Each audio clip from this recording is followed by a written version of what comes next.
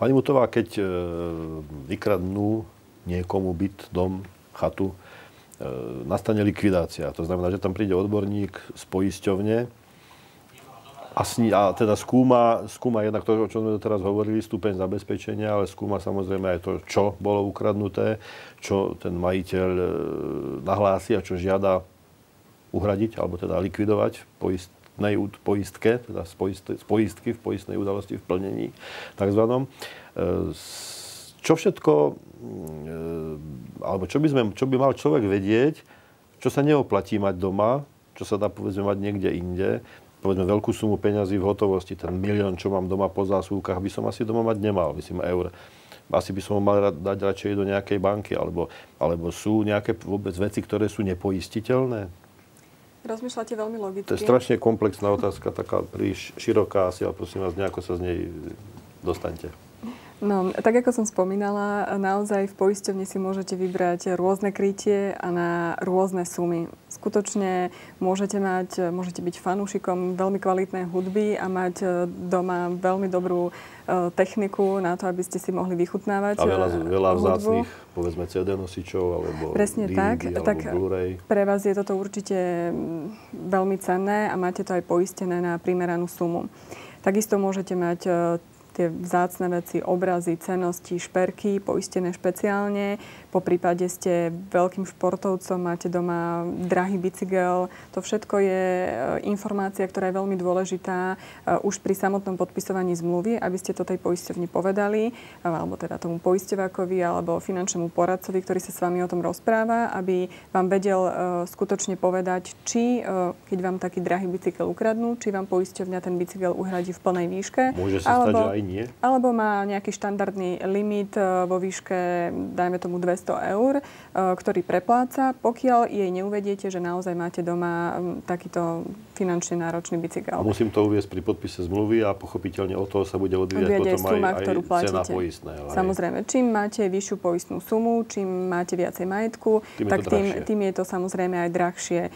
Určite je výhodnejšie sa poistiť čím skôr, pretože ak raz uvažujete o poistení, tak skutočne tie ceny poistenia rastú, aj keď možno nie tak výrazne a môžete získať za bezškodový priebeh v poisťovni rôzne bonusy.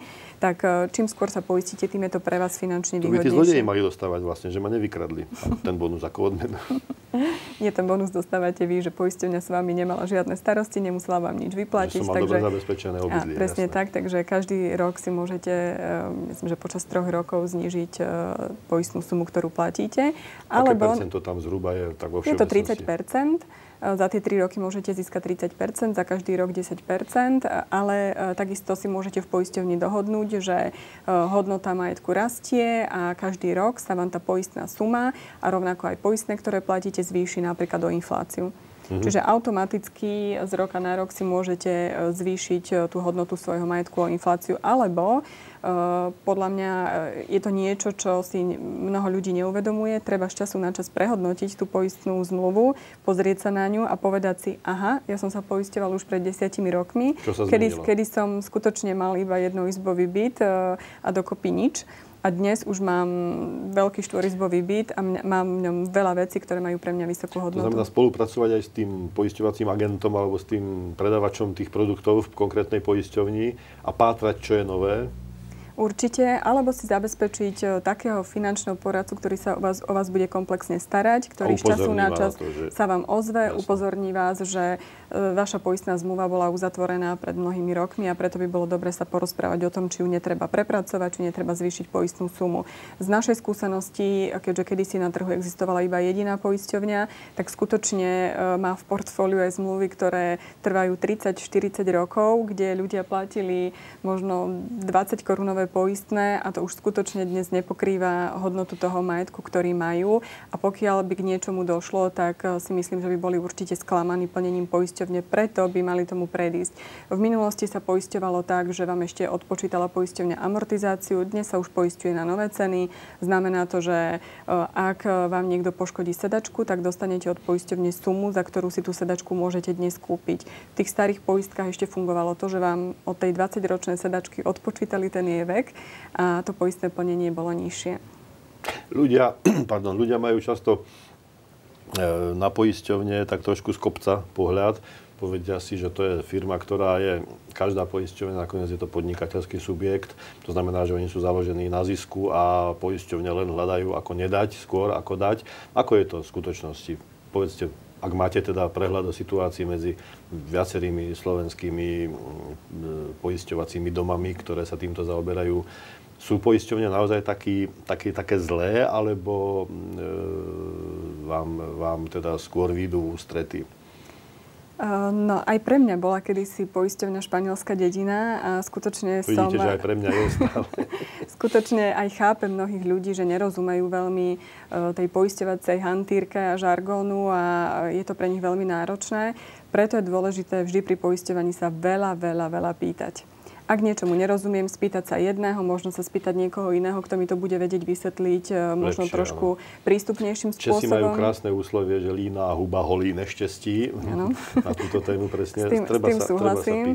A ja sa teda skutočne nehanbím opýtať, keď niečomu nerozumiem. Nie ten je hlúpy, kto to nevie, ale ten, kto sa neopýta. Áno, aj keď teda riskujem mnohokrát, že ma budú považovať za hlúpu, ale potom by som sa nič nedozvedela. A aj po tých mnohých rokoch, ktoré som v poisťovni, ešte stále sa mám čo pýtať a naozaj pri tých poisťovniach... Ešte aj vy? Ešte aj ja. A myslím, že to tak bude navždy. Vždy sa máme čo učiť. Moje komplexy sa prehlbujú v tejto chvíli.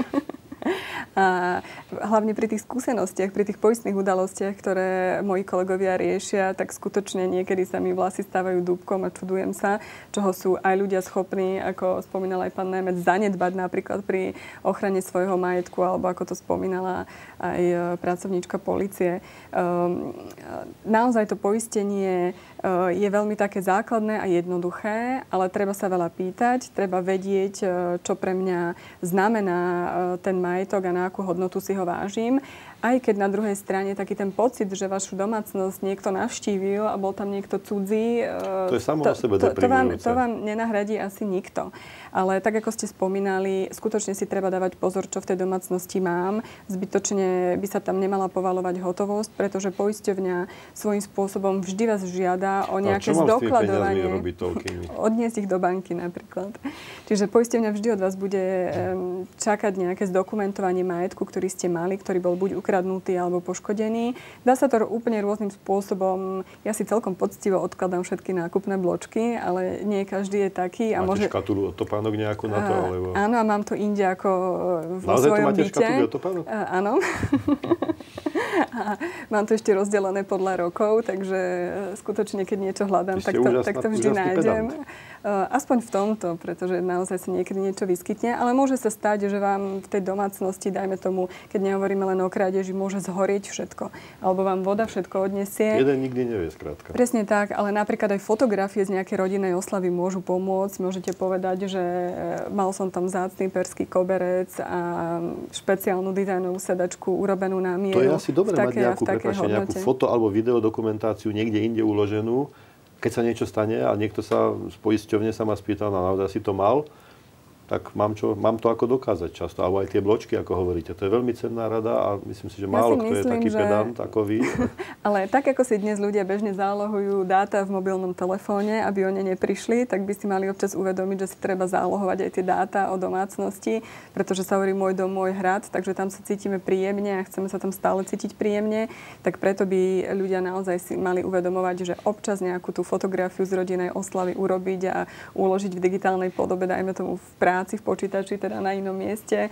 Sú to veci, ktoré si možno bežne neuvedomujeme, ale pokiaľ máte toho finančného poradcu, ktorému dôverujete a ktorý je skutočne až taký rodinný priateľ a snaží sa vám pomôcť, tak vám aj takéto veci, myslím, veľmi ochotne vysvetlí a poradí. Keď sme zabrdli, k tým ľudskej nedokonalosti, mierne povedané, k tým slabostiam, zase mierne povedané, to sú všetko eufemizmy, sú v tomto smere, evidujete v tomto smere zrejme aj poisťovacie, alebo teda pokusy o poisťovacie podvodíky, hej? Áno, sú to aj podvodíky, aj podvody. Pri takých situáciách, ako je vykradnutie bytu, teda ľudia ešte sa chcú trošičku ešte napakovať viacej na tom? Myslím, že to trošku vyplýva aj z histórie. Z ľudskej povahy. Kedysi na Slovensku bolo poškodenie poisťovne, by som povedala, národným športom. a ľudia sa predbiehali v tom, ako sa chválili, že ja som dostal poisťovňu o takú a takú sumu. Čo to je kedysi? Ktoré roky máte na mysli? Myslím roky, keď ešte na trhu nebola taká veľká konkurencia medzi poisťovňami. Možno keď ešte poisťovne až tak nesledovali tieto pokusy o poisťovacie podvody a nemali špeciálnych vlastných vyšetrovateľov, ktorých dnes už majú. Sú to skutočne týmy veľkých odborníkov, ktorí vedia na základe rôznych faktov určiť, že by toto mohol byť pokus o poisťovací podvod. Zrejme už je interný, existuje v poisťovniach aj nejaký interný manuál, ktorý na symptómy jednotlivé upozorňuje tých likvidátorov a tých pracovníkov, tých pracovníkov prvého kontaktu alebo druhého kontaktu v poisťovni, že už na podozrivé symptómy ich poznajú a na ne môžu upozorniť potom tých vyšetrovateľov. Je to tak, hej? Presne tak. Mnoho z týchto vyšetrovateľov sú napríklad bývalí policajti, ktorí takéto veci alebo takéto správanie už trošku poznajú a naozaj vedia upozorniť, že túto poistnú udalosť možno treba prešetriť. Čiže varovanie pre nás, že radšej sa nezahrávať. Áno, existujú aj varovania. To je celkom trestný čin, nie? Áno, už je to trestný čin niekoľko rokov na Slovensku, presne tak. Takže nestojí vám za to prilepšiť si o pár eur a potom byť trestne stíhaný alebo sa minimálne dohodnúť s poisťovňou na splátkovom kalendári, keď jej musíte vrátiť poistné plnenie. Ale ešte, aby som doplnila, tak aj elektronický systém, ktorý už dnes využívajú všetky firmy, tak vie upozorňovať na takéto pokusy. Zvyčajne, nechcem teda dávať návody, ale zvyčajne, ak sa stane poistná udalosť veľmi tesne po uzatvorení zmluvy, tak už to je jeden z tých indikátorov, ktoré upozorňujú na to, že by mohlo ísť o takýto pokus. Takže naozaj neodporúčam nikomu, pretože je to skutočne už aj na Slovensku trestný čin. Máte nás prekuknutých. A áno, ročne poisťovňa zachráni obrovské peniaze, čo znamená veľké plus pre ostatných poctivých klientov, pretože čím väčšia škodovosť, tým samozrejme je vyššie poistné pre všetkých. Poistenie je veľmi jednoduchá matematika. Je to o tom, že mnoho ľudí sa skladá na riziko tej menšej skupinky ľudí a pokiaľ tá menšia skupinka sa stále rozširuje, tak samozrejme všetci sa musia na tieto škody zbierať a preto hovorím, že sú to náhodné udalosti, ale je to stále o matematike, ktorá nepustí. My sme solidárni a zase netreba to preháňať však. Chránime si nie peniaze ako poisťovňa, ale chránime peniaze aj všetkých ostatných klientov. Pán Nemet, existuje bezpečnostné zariadenie alebo bezpečnostný systém, ktorý si môžem namontovať medzi svoj byt a svoje obydlie a vonkajšie prostredie, a teda medzi toho potenciálneho vlamača, ktoré sú naozaj neprekonateľné? Všetko je prekonateľné, čo sa týka mechanického zábranného prostriedku. Pretože vymyslel to človek, je to prepáčte, zvykne sa hovoriť, že tí darebáci sú vždy o krok vpredu. Platí to aj v týchto systémoch? O krok vpredu v tej mechanike, tam je to veľmi obťažné. Vieme popísať, akým spôsobom sa to dá otvoriť a na to treba mať veľmi špeciálne vybavenie. Na to, aby to ten človek mal, zadovážil si ho a živil sa v tým v odzovkách, tak je ľahko pátrateľný, hlavne na Slovensku, ktoré Slovensko je maličké. A čo sa týka prekonania, že sú krok dopredu, vždycky je to taká ruka v ruke. To znamená, že keď niekto niečo vymyslí, poviem napríklad jednu metódu, Bumpkin metóda, to je v podstate určitý prípravok narážaný do vložky bezpečnostnej. Funguje to ako biliardové gule. Proste, a stavitka sa vám zoradia takým spôsobom, že dokážete otvoriť cylindrickú vložku, ale iba, ktoré fungujú na pružinách. Hej, to podotýkam. Vymyslel to, alebo zdokonalil z 50. rokov to určitý človek a už v podstate, jak prišlo niečo na trh, tak ruka v ruke už v podstate nové vložky, ďalšie, automaticky na to hneď zareagovali. Je to rozšírené medzi vlamačmi, táto metóda? Takto, tá metóda sa dá naučiť. Dokonca na to existujú školenia. Hej. Pretože si musíte zobrať, že máme aj kľúčiarov, ktorí majú licencie, ktorí sú kontrolovaní políciou a otvárajú v prípade núdze. Môže niekto si zlomiť nohu a môže mať infarkt, nemôže si prísť otvoriť a podobne. To znamená, že je potrebné, aby boli nejaké prostriedky na to otvorenie. Je to časovo limitované a tak, jak som popísal, sú určité možnosti. Ale samozrejme, čo sa týka tých školení na podobné veci a otváranie, tak je to zase len niečo, čo je zastaralé. A každý, kto predáva bezpečnostné dvere, tak ponúka vložku takú, aby sa nedala prekonať dostupnými metodami, ktoré má. Nie všade sa dá priviesť buldozer k tým dverám však. Presne. A buldozerom otvoríte čokoľvek. Samozrejme, môžete na vetriesku natiahnuť dvere a budete ich vlastne trhať alebo lámať alebo iným spôsobom. Tak sa teraz skradnú bankomaty. Áno, tak to som tak mierne vám podsunul. Takže to sú veci, tak ako tie bankomaty napríklad nie sú ukotvované a podobne, tiež poisťovne majú prísne zásady, pokiaľ nie je trezor určitej hmotnosti, musí byť ukotvený, pokiaľ je. To sú všetko tie riziká, ktoré sa zmenšujú.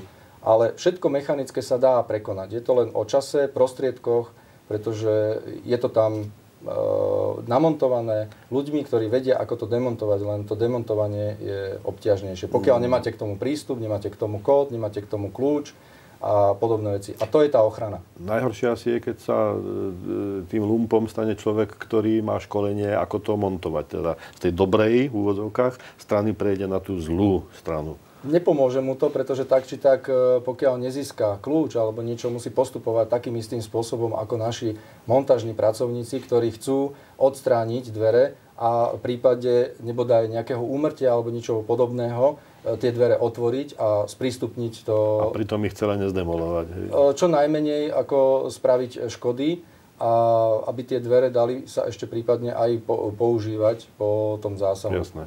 Aká je perspektíva, aká je budúcnosť? Veľmi stručne. Budúcnosť je kombinácia mechaniky s elektronikou. Čo je samozrejme náročnejšie a drahšie, ale asi sa tomu nevyhneme. Nevyhneme sa tomu a je to dobou. Tak ako všetko, čo prechádza nám elektronika, či sú to otlačky, či je to sietnica, či sú to rôzne iné veci zabezpečenia elektronické, kde máte svoju kartu a môžete s ňou svojím jedinečným kódom vlastne prechádzať. Ste zase kontrolovaní viacej, to znamená, že už sú dochádzkové systémy, ktoré sa postupne dávajú do tých mechanických zariadení, sa montujú, skúšajú a minimalizujú, pretože nechcete mať vložku, ktorá má rozmer kovania, ale chcete ju mať decentnú, ale zároveň chcete mať aj tú elektroniku. Môže sa stať, že pomaly už nielen do Ameriky pôjdeme na odtlačok prsta iba a so zrenicou, ale už aj do vlastného bytu, dá sa povedať. Je to bežné, robili sa také aplikácie. Nielen potentáti, papaláši v niektorých mestách budú mať vstup iba na odtlačok prsta, ale už tak budeme asi aj domov chodiť. Bez problém. Máte kódovú kartu, prídete, priložíte, dvere sa vám odomknú, otvoria, keď ich zavrete, same sa zamknú, nemusíte nič robiť ako na aute. Proste tieto aplikácie sú už. Jasné.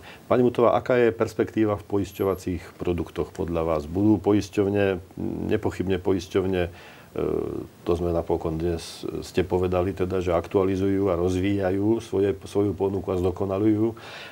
Sú na to týmy ľudí, ktorí na tom pracujú stále ďalej a ďalej, pretože zrejme vývoj